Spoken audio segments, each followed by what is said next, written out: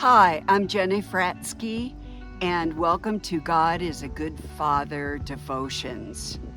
Discover how you are seen, loved, and never alone through stories of unlikely heroes across time. Today, we're going to dive right into Genesis 50:20.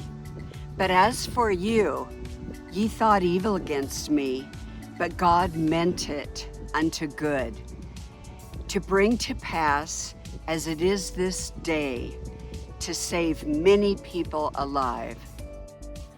I was moved while reading The Rise of Theodore Roosevelt by Edmund Morris. The narrative of a Pulitzer Prize-winning author clearly depicted a strong sense of romanticism. And Roosevelt, he had such a zeal for Longfellow and land, love, learning, and nature.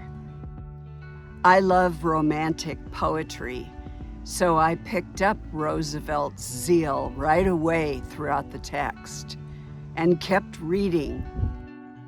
Roosevelt's infatuation and love for his first wife, Alice Hathaway Lee, piqued my interest.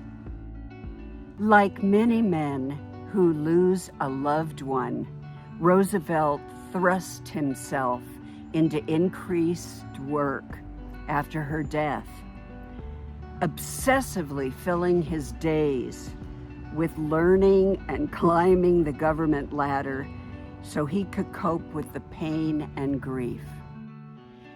In Chapter 10, Morris illuminated Roosevelt's deepest struggle against despair, noting how the double tragedy of losing his mother and his wife on February 14th, 1884, transformed him into a changed man of emotional grief.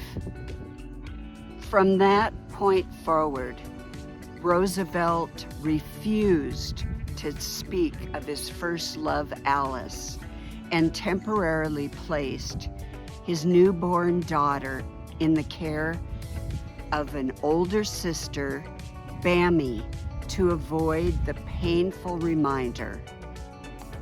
When Roosevelt struggled to take in baby Lee's blonde hair, blue eyes, and prettiness that reminded him of his beloved Alice, he fled to the Republican National Convention and politicked with what Nicholas Murray Butler, president of Columbia University, remembered as the ablest body of men that ever came together in America since the original Constitutional Convention. In Genesis, Jacob grieves the apparent loss of his favorite son, Joseph, and worries about losing Benjamin, his and Rachel's other son. As a father, Jacob speaks of bringing his gray hairs with sorrow to the grave in Genesis 42:38. Roosevelt experienced a similar grief and loss, and both men ultimately walked a redemptive path, much like Joseph's. In many respects, God ordains the paths of both men who suffered the pain and grief of a loss. Though separated by thousands of years, Roosevelt's path echoes the profound truth Joseph shared with his family in Genesis 45:7. And God sent me before you to preserve you a prosperity in the earth, and to save your lives by a great deliverance.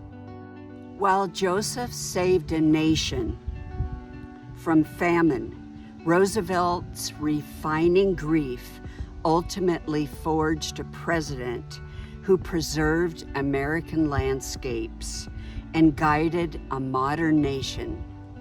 Often, our good Father uses our deepest pain and suffering to bring about a great good and build strong leaders for the generations to come.